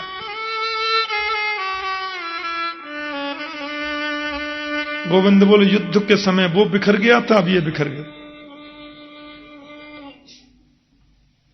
और बिल्कुल जो उपदेश प्रभु ने युद्ध में अर्जुन को दिया, वही युधिष्ठिर जी को दे रहे हैं। क्यों आप दुखी होते हैं? ना भुक्तम क्षीयते कर्म जन्म कोटि सतैरपि अवश्यमेव भोक्तव्यम कृतं कर्म शुभाशुभम। व्यक्ति जो करता है सो भोगता है। आपने मारा, ये सोचते क्यों हैं? आपको तकलीफ मिली, आपके कर्म थे, उनको कष्ट मिला, उनका कर्म था, सबका फल सबने भोगा, बात खत्म। कर्म ही प्रधान है महाराज। कोई न काऊ सुख दुख करे दाता, निज कृत कर्म भोग सुनिभ्राता। लक्ष्मण जी महाराज निषादराज गुह को उपदेश करते हैं। हाँ, जैसे गीता में अर्जुन विषाद योग है, ऐसे रामायण में निषाद विषाद योग है। लक्ष्मण जी ने समझाया, उनको बड़ा सुंदर उपदेश किया। कोई किसी को दुख नहीं देता, कोई किसी को सुख नहीं देता। निज कृत कर्म, ये कर्म जो है ना, छाया की भांति हमारे साथ है। आप एक भी उदाहरण ऐसा नहीं दे सकते कि आदमी गया छाया साथ है ही नहीं, ऐसा कभी नहीं हो सकता। जहां हम जाएंगे कर्म छाया के रूप में हमारे साथ रहेंगे। और अवश्यम एव भोक्तव्यम, भोगना पड़ेगा। कृतम कर्म शुभाशुभम, जिसने किया उसने भोगा। सुनो, रात बीत गई पूरी समझाते समझाते युधिष्ठिर की समझ में 1% भी नहीं आया। बोले क्यों? अर्जुन को जो समझाए थे वही बात टोटल यहां समझा दिए, उधर समझ में आ गई, इधर आती नहीं। क्यों? इसका एक बड़ा विचित्र कारण है। संतजन कहते हैं कि बताने वाले के प्रति जब तक आदर का भाव नहीं होगा, उसकी बताई बातों पर आप पर असर नहीं हो सकता, उस पर विश्वास भी नहीं हो सकता। अब बात यह कि अर्जुन जब गीता सुन रहे हैं तो अर्जुन तो स्पष्ट बोलते हैं, शिष्यस्तेहम साधिमाम ताम प्रपन्नम। अर्जुन बड़े जिज्ञासु बनकर के पूछ रहे हैं और शिष्यत्व स्वीकार करते हैं। गुरु दृष्टि है गोविंद के प्रति। लेकिन युधिष्ठिर महाराज की नजर में तो कन्हैया नन्हा बालक है। इनकी आंखों पर चश्मा तो वात्सल्य का है। कर लो बात। ठीक है, वो ये भी मानते हैं, युधिष्ठिर जी ये जानते हैं कि भगवान है, वो ये भी जानते हैं कि साक्षात परब्रह्म है, पर गोविंद जब सामने आते हैं तो चश्मा वात्सल्य का लग जाता है। ओह मेरा गोपाल है। तभी तो जब भगवान द्वारिका जाने लगे, कथा आएगी आगे, तो युधिष्ठिर जी ने अर्जुन से कहा तुम इनके साथ में जाओ। जब भगवान विजय दिलाकर जा रहे थे भीष्म पितामह के उपदेश के बाद, बोले अर्जुन तुम इनके साथ में जाओ। अर्जुन बोले क्यों? इनका सेनापति है, सेना भी है, मैं ही साथ क्यों जाऊं? युधिष्ठिर बोले जिद नहीं करते, जल्दी जाओ। बोले क्यों जाऊं? तुमको पता नहीं कितना महंगा कुंडल पहन रखा है, कितना महंगा हार, कितनी महंगी करधनी है, जंगल में चोर डाकू ने छुड़ा लिया तो? अर्जुन बोले कर लो बात। जिनकी कृपा से हमने कौरवों के सेना रूपी सागर को ऐसे पार कर लिया जैसे कोई गाय के बछड़े के खुर के गड्ढे को पार कर लेता है। उनके हार को कोई चोर छुड़ा सकता है? अरे नहीं, भील आते हैं बीच में, भीलों की नगरी है, साथ में जाओ और जंगल पार करा के आओ। इतना सब देखने के बाद भी युधिष्ठिर को गोविंदा भी बालक ही दिखाई देते हैं, वात्सल्य भाव, उनकी दृष्टि ऐसी। इसलिए अर्जुन कृष्ण को छोड़ने गए थे काफी दूर तक, जबकि उनके संग सारी व्यवस्था थी। तो युधिष्ठिर जी को अर्जुन पर विश्वास था कि गांडीवधारी है, आशा कुशल पहुंच जाए तो अच्छा रहे। तो जहां वात्सल्य दृष्टि हो जाती है ना, वहां ऐश्वर्य के भाव का प्रस्फुरण नहीं होता, इसलिए वो उतरे कैसे बात, यही कहना है। ऐश्वर्य दृष्टि आए बगैर, गुरुता आए बगैर वो बात भेजे में उतरे कैसे? गुरु माने भारी, ये गुरुता का भाव तो नितांत जरूरी है। अब प्रभु ने एक और विचार कर लिया, देखो सोचने की बात है। बोले जो उपदेश मैं दे रहा हूं युधिष्ठिर जी को, यदि वही उपदेश भीष्म पितामह के द्वारा दिलाऊं, बोलूंगा मैं ही, हां ड्रेस दूसरी पहन लूंगा, बोलो जय श्री कृष्ण। भीष्म के द्वारा भी मुझे ही बोलना है, उनके अंतर हृदय में प्रविष्ट होकर। लेकिन मुझे लगता है कि भीष्म समझाएंगे तो ये जल्दी समझेंगे, मेरी बात समझ ही नहीं रहे। इसलिए गोविंद बोले चलो दादा का, भीम दादा का, भीष्म पितामह का दर्शन करेंगे। इसमें दो बातें, एक तो इनको उपदेश दिलाना है, दूसरे भीष्म को दर्शन देना है, वो अंतिम तैयारी कर रहे हैं। और पांचों पांडवों के साथ में महारानी द्रौपदी, राजमाता कुंती, सब साथ में चल रहे हैं। भीष्म पितामह आज 52 दिन से वाणों की सैया पर पड़े हैं। एक एक रोम रोम से रक्त निकल चुका, हजारों बाण जिनके शरीर में छिदे हैं। आदरणीय भीष्म और बड़े बड़े संत खड़े वहां। जीवन सफल तो उसका है जिसको अंतिम दर्शन देने संत पधारे। ऋषि धौम्य, वशिष्ठ और वकण्णु आदि अनेक संत वहां खड़े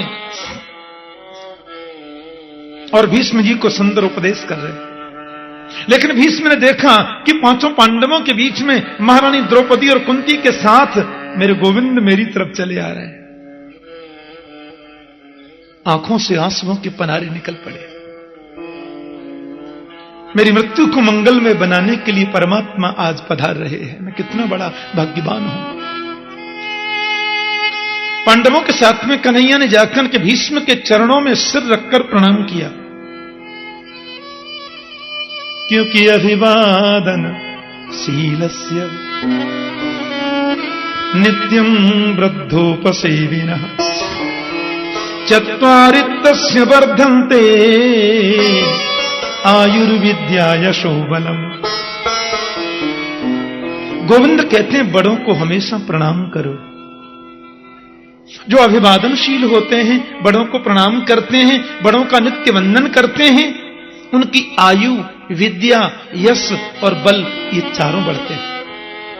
एक और बात आपसे कहें, जो वास्तव में बड़े होते हैं ना, उनमें बड़प्पन होता है।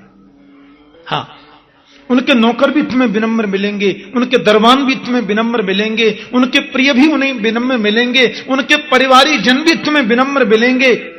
और जो गलती से बड़े हो जाते हैं ना, उनमें बड़प्पन आने में 2-4 पीढ़ी का टाइम लगता है। बोलो जय श्री कृष्ण। मेरे गोविंद तो प्रभु है। पितामह प्रणाम करता हूं आपके चरणों में। भीष्म तो समर्पित हैं गोविंद के लिए, लेकिन वे हाथ जोड़कर तो कृष्ण को प्रणाम नहीं कर सकते, क्योंकि बाण छिदे। बस आंसुओं से ही गोविंद को प्रणाम कर रहे हैं। मेरी मृत्यु को मंगल में बनाने के लिए पधारे हो केशव, मैं बहुत बड़ा भाग्यवान हूं। मुरलीधर पितामह युधिष्ठिर जी पधारे हैं, मेरी बुआ कुंती आई हैं, महारानी द्रौपदी, पांचों आपके पौत्र, ये सम्राट हो गए, युधिष्ठिर जी हस्तिनापुर नरेश हो गए, इंद्रप्रस्थ के राजा भी हैं। आपके जीवन का लंबा अनुभव, आपने कितने उतार चढ़ाव जीवन में देखे हैं। मैं चाहता हूं कि आप इनका मार्गदर्शन करें, इनका मार्ग प्रशस्त करें। वाह रे मुरलीधर, सब कुछ जानकर भी कोई दूसरों को आदर देना सीखे तो तुमसे सीखे। तुम तो सबको नचाते हो। गोविंद, तुम्हारे सन्मुख में क्या बोल पाऊंगा। प्रभु ने कहा नहीं, बहुत जरूरी है, हां आपका आशीर्वाद इनको मिलना ही चाहिए। कि घट में प्रवेश कर गए और जब आंखें खोलकर युधिष्ठिर और पांडवों की ओर देखा तो भीष्म ने जो उपदेश किया है कि दान धर्मान राजधर्मान मोक्ष धर्मान विभागस स्त्री धर्मान भगवत धर्मान समासभ्यासयुगतः। भीष्म कहते बेटा तुम सब लोग गृहस्थ हो, मेरा पहला कहना तो सिर्फ यह है पांडवों से कि व्यक्ति को भाग्यवादी नहीं होना चाहिए। भाग्य पर विश्वास करने वाला मनुष्य जीवन में कभी प्रगति नहीं कर सकता, पक्की बात है। भाग्य में होगा तो मिलेगा, ऐसा विश्वास रखने वाला व्यक्ति जीवन में प्रगति नहीं कर सकता, यह पक्की बात है। इसलिए भाग्यवादी नहीं, कर्मयोगी होना चाहिए। और मुझे लगता है कि भाग्य नाम की चीज कोई स्वतंत्र होती नहीं है।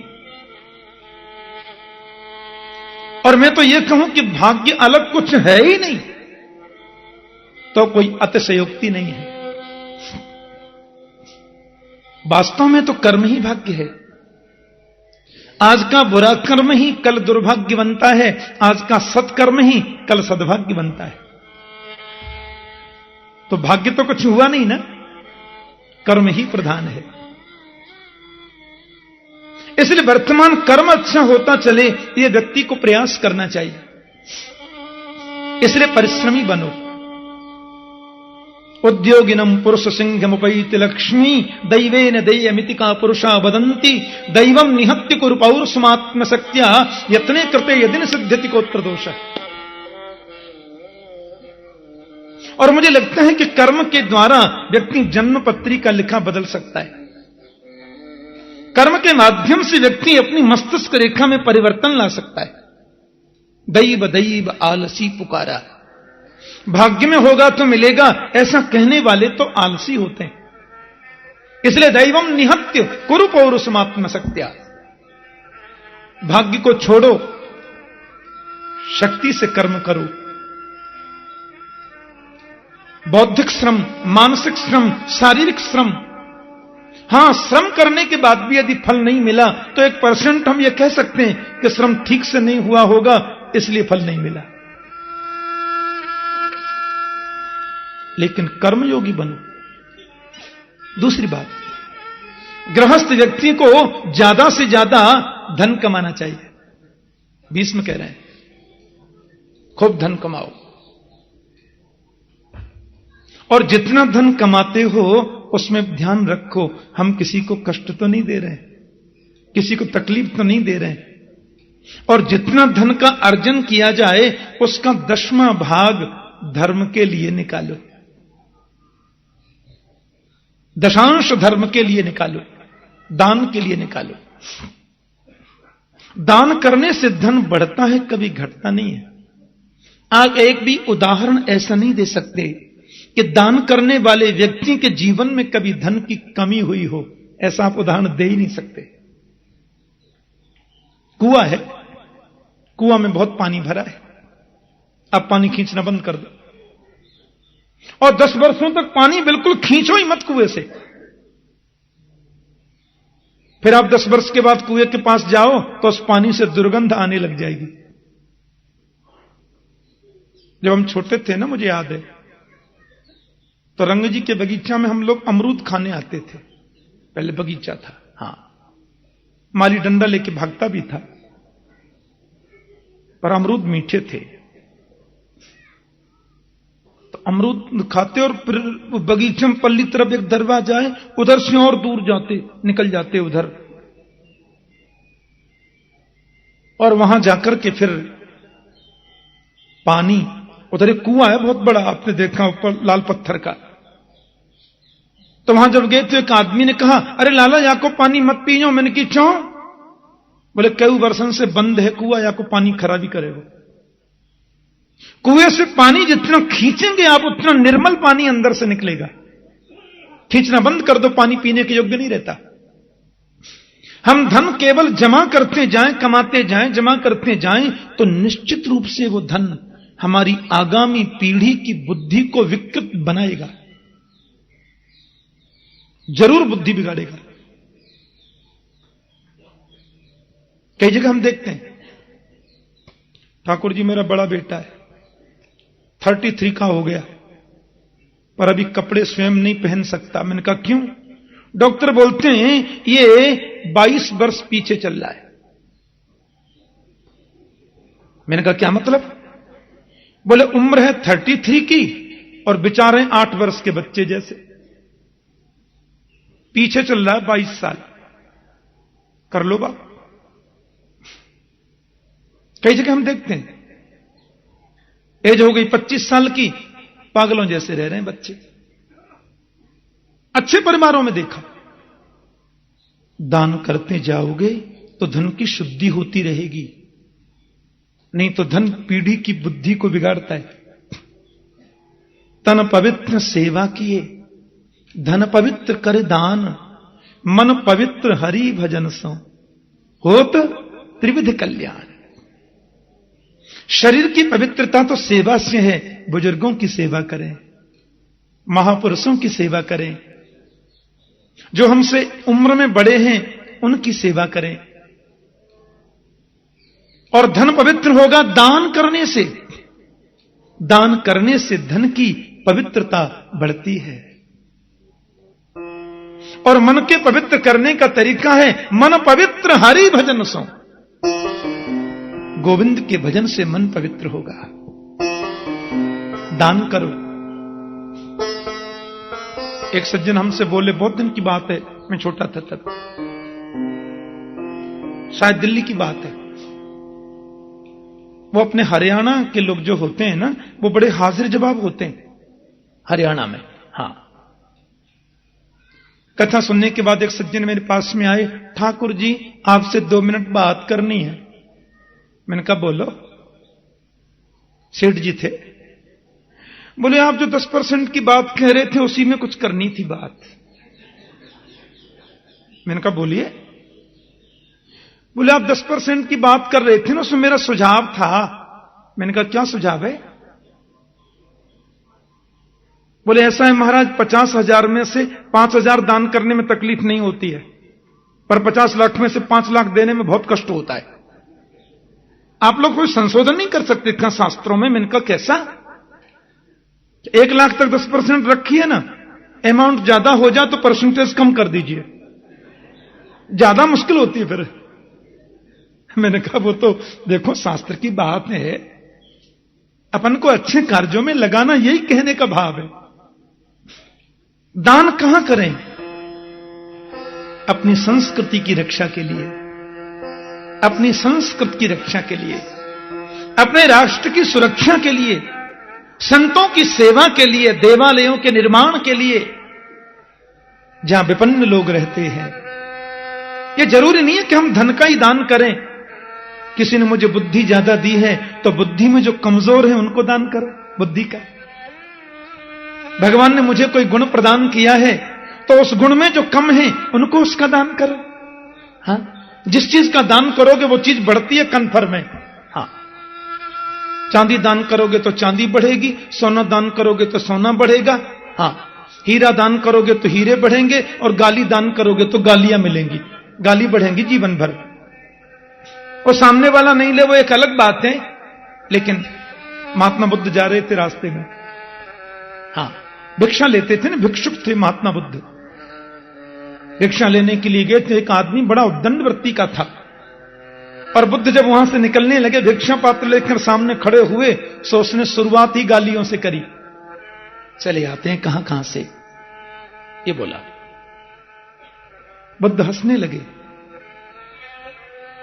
तुम ऐसे, तुम ऐसे, तुम ये, तुम वो, तुम ये, तुम, उसने गालियों की झड़ी लगा दी और बुद्ध मुस्कुराते हुए सुन रहे। और परिणाम यह हुआ कि वो जोर जोर से गाली देने लगा और देते देते देते देते गला बैठ गया, मुंह लाल पड़ गया, चेहरा लाल हो गया और बिल्कुल गला बैठ गया, चुप हो गया, रुक गया। तो बुद्ध मुस्कुरा करके बोले, दे दिया, दे दिया? बोले हाँ दे दिया। बुद्ध बोले, पर मैंने आजकल भिक्षा लेना बंद कर दिया, मैंने कुछ लिया ही नहीं, तेरा तुझको अर्पण। जिस चीज का दान ज्यादा करोगे वो बढ़ेगी। हाँ, प्रेम दान करोगे तो प्रेम बढ़ेगा, भक्ति का दान करोगे तो भक्ति बढ़ेगी, ज्ञान का दान करोगे तो ज्ञान बढ़ेगा। कई लोग आंख दान कर देते हैं, फार्म भर देते हैं, हमारी आंख ठीक ठाक हो तो मरने के बाद किसी को दे देना। तो मैंने सुना है जो आंख दान करते हैं अगले जन्म में उनको हिरण जैसी मोटी मोटी आंख मिलती है, अच्छी आंख मिलती है उनको, दान करी थी ना। हाँ, जिस चीज का दान करोगे वो बढ़ेगी, कन्फर्म है, इसलिए दान करो। दूसरी बात, तुम गृहस्थ हो बेटा? जी बाबा। और तुम राजा हो? राजा किसी पत्नी का नहीं होता, राजा किसी मां का नहीं होता, राजा केवल अपने पुत्र का नहीं होता, राजा तो पूरी प्रजा का होता है। इसलिए राजा को चाहिए अपने प्राणों की बाजी लगाकर भी सुरक्षा रखे। और ध्यान रखना, राजा के राज्य में यदि प्रजा दुखी है तो राजा दोषी होता है। राजा पाप तो कभी करे ही नहीं पुत्रों, पाप होते कभी देखे भी नहीं। पाप को रोकने की सामर्थ्य होने के बावजूद यदि पाप होते हुए कोई देखता है तो वो डबल पाप है। मेरी आंखों के सामने पाप कर्म हो रहा है, शक्ति है डटकर मुकाबला करो मेरे रहते हुए, तुम ऐसा नहीं कर सकते। और शक्ति नहीं है तो आंख नीचे करके निकल जाओ वहां से, लेकिन आंखों के सामने पाप होते देखना महापाप है। भीष्म पितामह ये उपदेश कर ही रहे थे कि पांडवों के बीच में खड़ी द्रौपदी हंस गई। भीष्म ने कहा, बेटी आपको हंसी क्यों आई? द्रौपदी तो थर-थर कांपने लगी, डर गई। बेटी मैं कुछ कह रहा था, तुम हंस गई क्यों? नहीं बाबा माफ कर दीजिए, गलती हो गई, वो ऐसी आ गई मुझे हंसी। नहीं बेटी, जो कुलीन स्त्री होती है वो बिना कारण कभी नहीं हंसती, उनकी जरा सी मुस्कुराहट में भी कोई ना कोई कारण छुपा रहता है। तुम्हें बताना ही पड़ेगा हंसी आई क्यों। तुम्हें शायद यह ज्ञान नहीं पुत्री, भीष्म जब बोलता है तो तुम्हारी सास कुंती भी इस तरीके से कभी हंस नहीं सकती। तुम्हें क्यों आई हंसी? द्रौपदी बोली, माफ कर दीजिए पितामह, गलती हो गई। भीष्म रोते हुए बोले, बेटी जो कुलीन घर की महिलाएं होती हैं, ऊंचे खानदान की स्त्रियां होती हैं, जो शिक्षित नारी होती है, उसकी तो जरा सी मुस्कुराहट में भी कोई कारण छुपा रहता है। वो बिना कारण कभी नहीं हंसती। बेटी इस कुंठा को लेकर मैं मरना नहीं चाहता, तुझे बताना ही होगा हंसी आई क्यों। द्रौपदी ने साहस किया, आखिर भीष्म के सामने बोलना। द्रौपदी बोली, आज तो बड़े भारी ज्ञान का उपदेश कर रहे हो पितामह कि आंखों के सामने पाप होते हुए देखना महापाप है। यदि यह महापाप है तो यह महापाप आपने क्यों किया? मैंने किया? द्रौपदी बोली, स्मरण करो पितामह, दुष्ट दुशासन मुझे खींच करके लाया। कौरवों की भरी सभा में मेरा अपमान हुआ। मैं पढ़ी लिखी नारी हूं, क्योंकि प्राचीन भारत में अशिक्षित नारी तो होती ही नहीं थी। प्राचीन भारत में स्त्रियां जितनी पढ़ी लिखी और शिक्षित होती थीं, उसका 2% भी आजकल नहीं है। मैं कौरव पांडवों के संविधान का मुझे ज्ञान है। जब सभा में खींचकर मुझे दुशासन लाया तो सभा में सबसे ऊंचे सिंहासन पर आप बैठे थे, कौरव पांडवों के पितामह, अतिरथी वीर, 12 भागवतों में जिसका नाम। मुझे याद है मैंने सबसे पहला प्रश्न आपसे किया था और रोते हुए किया था कि पितामह की रजस्वला नारी को सभा में खींच कर लाया जाना यह कहां का धर्म है। यदि आप इसको नहीं मानते तो मैंने दूसरा प्रश्न किया था कि पांडव लोग जब जुए में हार कर स्वयं दास बन गए तो एक दास को, एक रानी को दांव पर लगाने का क्या अधिकार है। और मैं जानती हूं कि कौरव पांडवों के संविधान में सबसे ज्यादा अधिकार आपको मिले हैं। आप उंगली उठाकर इशारा कर देते तो हिम्मत नहीं होती दुशासन की मेरी साड़ी को खींचता, हिम्मत नहीं होती पापी दुर्योधन की मुझे अपनी जंघा पर बैठने का इशारा करता। लेकिन मैं आपसे प्रश्न करती रही और आप नीचे सिर करके बैठे रहे, ये सब देखते रहे आप। आज कहते हैं आंखों के सामने पाप होते देखना महापाप है, तो ये महापाप आपने क्यों किया? महाराज ये बात सुनते ही भीष्म के नेत्रों से आंसुओं के पनारे निकल पड़े। रोते हुए बोले, पुत्री तू बिल्कुल सत्य कहती है, मैं वही अभागा भीष्म हूं जिसकी आंखों के सामने ये अन्याय होता रहा और मैं सब देखता रहा। पर तू जानती है आज मैं 52 दिन से बाणों की सैया पर पड़ा हूं। तूने देखा है द्रौपदी, मेरे रोम रोम में बाण छिदे हैं और एक एक बूंद करके रक्त मेरे शरीर से निकल चुका।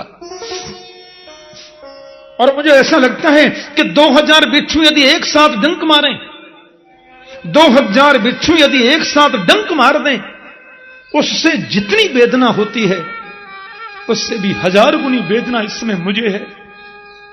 मेरे रोम रोम में बाण लगे हैं बेटी, एक दिन से नहीं 52 दिन से। मैं चाहता तो पहले दिन ही मृत्यु को प्रवरण कर लेता, लेकिन मैं 52 दिन से उस तकलीफ को सह रहा हूं। क्यों? क्योंकि मैं उसी पाप का प्रायश्चित कर रहा हूं। मेरे जीवन में यह अपराध हुआ है, मेरे जीवन में यह गलती हुई है, और तूने आज उसका एहसास कराया है मुझे। पर एक और बात बताऊं बेटी, आहार शुद्धौ सत्व शुद्धि, सत्व शुद्धौ ध्रुवा स्मृति। जैसा खाओ अन्न वैसा होवे मन। मुझे लगता है कि मैंने दुष्ट दुर्योधन का दूषित अन्न खाया था उस समय, इसलिए मेरी बुद्धि में विकृति पैदा हो गई थी। और बेटी चाह कर भी मैं उस कार्य को रोक नहीं सका। ये तो गोविंद ने कृपा कर दी ना। तेरे गोविंद वहां पधारे और सारी प्रजा ने देखा, सारी बीच नारी है कि नारी बीच सारी है, सारी ही की नारी है कि नारी ही की सारी है। जिसका रक्षक ये मुरलीधर है बेटी, उसका कोई क्या बिगाड़ सकता है? द्रौपदी चरणों में गिर के बोली, पितामह मुझे क्षमा कर दीजिए, आपके मन को तकलीफ देने का मेरा कोई मंतव्य नहीं था। तो दान धर्मान राजधर्मान मोक्ष धर्मान विभागसः। राजधर्म, दान धर्म, मोक्ष धर्म की व्याख्या भीष्म ने करी और स्त्री धर्मान भगवत धर्मान, स्त्री धर्म और भागवत धर्म की व्याख्या की। समासत व्यास योगत, कहीं विस्तार कहीं संक्षिप्त ऐसे करके बताया। और पांडवों को उपदेश करते करते भीष्म ने एक बार तो अपनी आंखें बंद करी और आंखें बंद करके फिर जरा सी खोलकर गोविंद को देखा। फिर इशारे से बोले, कृष्ण बोले कहिए। बोले आज आपसे कुछ मांगने का मन है। और पांडवों से बोले अब कोई बात मत करना, मेरे को थोड़ी सी अपनी निजी बात करनी। कृष्ण बोले क्या है बोलो। भीष्म ने कहा मेरी एक बेटी है और बेटी की शादी आज आपसे करना चाहता हूं। पांडव बोले कर लो बात। अच्छा अर्जुन जो है ना वो भीष्म के ज्यादा मुंह चढ़े थे, तो भीष्म ने उसको उंगली पकड़ के चलना सिखाया। अर्जुन भीष्म को बड़ा प्यारा था, उसी ने इतने बाण लगाकर उनको सैया पर लेटाया। अर्जुन तुरंत बोल गए बाबा हमने तो कभी देखी नहीं, कौन सी बेटी। एक बोले आप तो नैष्ठिक बाल ब्रह्मचारी, शादी नहीं करी तो बेटी कौन सी। भीष्म बोले मेरी पर्सनल बात है। बोलो जय श्री कृष्ण। हाँ मैं किस बेटी की बात कर रहा हूं वो इसको मालूम है, टेढ़ी टांग वाले को। हम भी तो जाने। भीष्म कहते हैं मेरी बेटी का नाम है मति, बुद्धि। इति मति रूप कल्पिता वितृष्णा भगवती सात्वत पुंगमे विभुम्नि स्वसुखमुपगते क्वचिद विहर्तुम प्रकृतिमुपेयुषि यद्भव प्रवाह। मेरी जो कुमारी बेटी बुद्धि है उस बुद्धि को मैं आज आपको समर्पित करना चाहता हूं। इति मति रूप कल्पिता। भगवान ने कहा बुद्धि मुझे समर्पित मत करिए, क्योंकि लोग बुद्धि मुझे देते हैं तो साथ में तृष्णा भी देते हैं। बोले नहीं केशव, वितृष्णा, विगता तृष्णा वितृष्णा। अब मेरी बुद्धि में कोई तृष्णा नहीं है, कोई कामना नहीं है, कोई आकांक्षा नहीं है, क्योंकि मुझे लगता है जब तक बुद्धि आपका वर्ण नहीं करे वो सद्बुद्धि नहीं होती। मेरी बेटी का वर्ण कर लो केशव, क्योंकि इस बुद्धि को अब और कोई भटकाना नहीं चाहता। ये बहुत भटकी है संसार में, बहुत भटकी है दुनिया में। अब तो बुद्धि की डोर केवल तुम्हारे चरणों में लग जाए ये चाहता हूं। एक एक झांकी तुम्हारी स्मरण होती है, और जिस झांकी को मैं देखता हूं ना वहीं पर गड़ जाती हैं नजरें, हटने का नाम नहीं लेती। आहा ये अर्जुन है ना, बाणों से छेद रखा मेरा शरीर। इसने बड़े गुमान में कह दिया था सैनयो रुभयो मध्य रथम स्थापय मेक्षुत। हे अक्षुत दोनों सेनाओं के बीच में मेरे रथ की स्थापना करो। कैर्मया सह योद्धव्यम अस्मिन रण समुद्यमे। मैं देखूं तो सही मुझे किसके साथ में युद्ध करना है। और आपने जब रथ बीच में खड़ा कर दिया सो हाथ पैर फूल गए। मेरे बाबा, मेरे ताऊ के बेटे, मेरे मामा के बेटे, मेरे काका, मेरे ये मेरे वो, धनुष्मान छोड़ के पीछे गिर गया। उस समय मैंने देखा है कोई शब्द, मैंने देखा उस समय आपके उस दृश्य को। एक हाथ में लगा था घोड़े का चाबुक और एक में लगी थी घोड़ों की लगाम। और इस प्रकार टेढ़ी नजर से अर्जुन को देखते हुए आपने जो उपदेश किया था, नैनम छिन्दन्ति शस्त्राणि नैनम दहति पावक न चैनम क्लेदयन्ति आपो न शोषयति मारुतः। दो दो माइक सामने लगे हों, तीन तीन गद्दे नीचे बिछे हों, आप जैसे हजारों श्रोतागण प्रेम से कथा सुन रहे हो तो 3 घंटे क्या मैं 30 घंटे नॉन स्टॉप सुना सकता हूं। बड़ी बात नहीं है। लेकिन जहां दोनों तरफ लाखों सैनिक खड़े हों और युद्ध का शंख बज चुका हो, सब सैनिकों के हाथ में धनुष्मान तने हों, बड़े बड़े वायव्यास्त्र, पाशुपतास्त्र, आग्नेयास्त्र सब एकदम सुसज्जित हों, और एक हाथ में लगी है लगाम, दूसरे में लगी घोड़े की चाबुक, उस समय गीतोपदेश करना गोविंद सिवाय तुम्हारे किसी और की बस की बात नहीं है। 3 गद्दों पर बैठकर तो उपदेश कोई भी कर लेगा, लेकिन ऐसी विषम परिस्थिति में आत्मोपदेश करना, यह शिवाय योगेश्वर तुम्हारी सामर्थ्य। आज मैं याद करता हूं अपने अंतिम क्षणों में वो झांकी मेरे दिल में आकर के बैठ जाए। और आप जैसे कृपालु कौन हो सकता मेरे प्रभु? आप तो अपनी बात कभी रखते ही नहीं, भक्तों के सामने हमेशा झुक जाते। आपको याद है जब मैं कौरवों की सेना का सेनापति बना तो मुझे पता चला कि कृष्ण ने प्रतिज्ञा की है मैं अस्त्र शस्त्र ग्रहण नहीं करूंगा।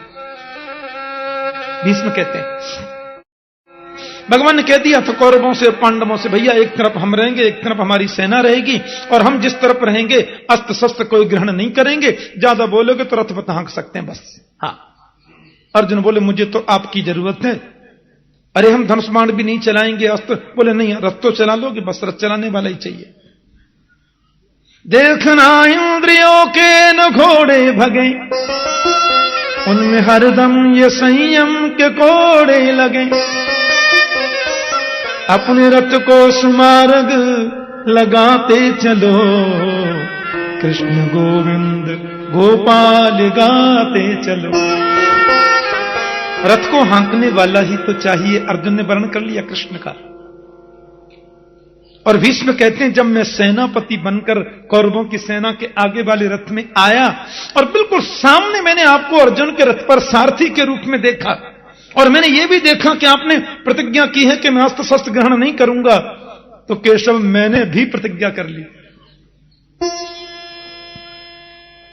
कि आज जो हरि न शस्त्र गहाऊं तो लाजू गंगा जननी को, शांतनु सुत ना कहा। मैंने भी प्रतिज्ञा कर ली आज कृष्ण के हाथ में शस्त्र ग्रहण नहीं कराया तो मैं भी गंगा पुत्र नहीं, मैं भी शांतनु बिहारी नहीं। और भीष्म ने फिर बाणों की जो बौछार लगाई, भगवान कभी अर्जुन को देखे, कभी भीष्म को देखे, कभी अर्जुन को, कभी भीष्म को। अर्जुन का कवच टूट गया, बाजूबंद जो यहां बनते हैं वो टूटकर गिर पड़े, मुकुट कहीं गया, और बाणों की बौछार, एक बाण में से 50-50 बाण निकलते हैं। कन्हैया बोले अर्जुन कुछ कर भैया, ये बूढ़ा बाबा कमाल करता है, अरे देखो सही ये क्या कर रहा है। अर्जुन बोले भीष्म है इनका नाम, इनसे युद्ध करना कोई मजाक नहीं है केशव। और युद्ध करते करते भीष्म ने एक आध बाण तो गोविंद के चरणों की ओर भी पहुंचा दी। अरे मारता भाई, अरे कुछ कर अर्जुन। अर्जुन बोले क्या करूं। भीष्म ने जब बाणों की बौछार लगाई, अर्जुन एकदम भयभीत हो गए और बेचारे एकदम घबराने से लगे। मेरे गोविंद ने सारी प्रतिज्ञा भूल गए, सारथी का पद त्याग दिया, तुरंत रथ से नीचे कूद पड़े। सामने पड़ा था रथ का टूटा हुआ चक्का, उसी को गोविंद ने उठाया और जैसे भीष्म को मारने के लिए दौड़े, भीष्म ने अपने धनुष बाण फेंके और हाथ जोड़कर बोले मार डालो केशव, टुकड़े टुकड़े कर डालो मेरे, अब बिल्कुल परवाह नहीं है, लेकिन मेरी प्रतिज्ञा पूर्ण करने को तुमने अपनी प्रतिज्ञा तोड़ दी, यही तो मैं चाहता था। और आज वो हो गई। आज भीष्म रोते हुए गोविंद से बोले कि स्वनिगम अपहाय मत प्रतिज्ञा मृतम अधिकर तुम अप्लुतो रथस्थ, धृतरथ चरणों भया चलगू, हरि महंतुमिमं गतोत्तरीय। क्या था मुझमें केशव, मेरी प्रतिज्ञा पूर्ण करने के लिए तुम अपनी प्रतिज्ञा तोड़कर उस रथ के चक्के को लेकर मुझे मारने दौड़े। उस समय ऐसा लग रहा था कृष्ण जैसे कोई सिंह किसी हाथी को मारने दौड़ता है। मतलब तुम सिंह थे तो हाथी से कम अपन भी नहीं थे, पर आप जब मारने मुझे दौड़े और मैंने सुना है कि परमात्मा अपनी प्रतिज्ञा को त्याग दे तो पृथ्वी पर प्रलय हो सकता है, और पृथ्वी कांपने लगी। लिखा है चलगुहु, पृथ्वी कांपने लगी। तो आपका उत्तरीय वस्त्र ये पटका कंधे से गिरा और उसने पृथ्वी पर गिरकर पृथ्वी को सांत्वना दी, देवी तुम्हें प्रलय में जाने की जरूरत नहीं, कांपने की जरूरत नहीं, ये तो भक्त की प्रतिज्ञा के लिए अपनी प्रतिज्ञा तोड़ी है, तुम्हें इसमें डरने की जरूरत नहीं है। अब आप जैसा महापुरुष तो जितने दिन रहे अच्छा है ना, हमारे लिए भी, पांडवों के लिए भी। भीष्म बोले अब जीने की तमन्ना नहीं है, इतना सुंदर अवसर कब मिलेगा। देहांत काले तुम सामने हो, बंसी बजाते मन को लुभाते, यही गीत गाते मैं तन नाथ त्यागूं, गोविंद दामोदर माधवे। अब जीकर करूंगा क्या? इतना तो करना स्वामी, जब प्राण तन से निकले, गोविंद नाम लेकर जब प्राण तन से निकले। श्री गंगा जी का तट हो, यमुना का बंसी बट हो, मेरा सामरान कट हो, जब प्राण तन से निकले।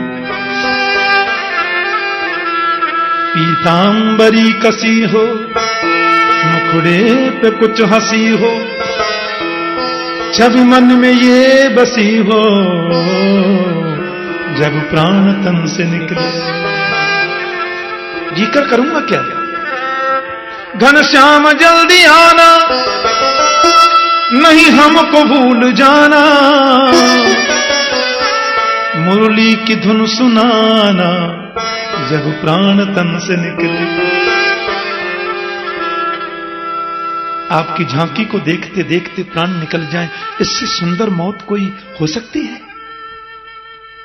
गोविंद को निहारते निहारते मानो नेत्रों के माध्यम से गोपाल की झांकी को अंतर हृदय में उतार लिया और 20 मिनट पांच भौतिक शरीर छोड़ दिया, पांच भौतिक देह का परित्याग कर दिया। पांडव बहुत रोए। कृष्ण बोले क्यों? ये महापुरुष थे, राज्य गद्दी उनको मिली है, भीष्म के संस्कार हुए, गोविंद द्वारिका पधारे और फिर परीक्षित महाराज का जन्म हुआ। ऋषि बोले कैसे, जरा बताइए। गए तो सूत जी बोले अब ये तो मैं सवेरे 9 बजे से बताऊंगा।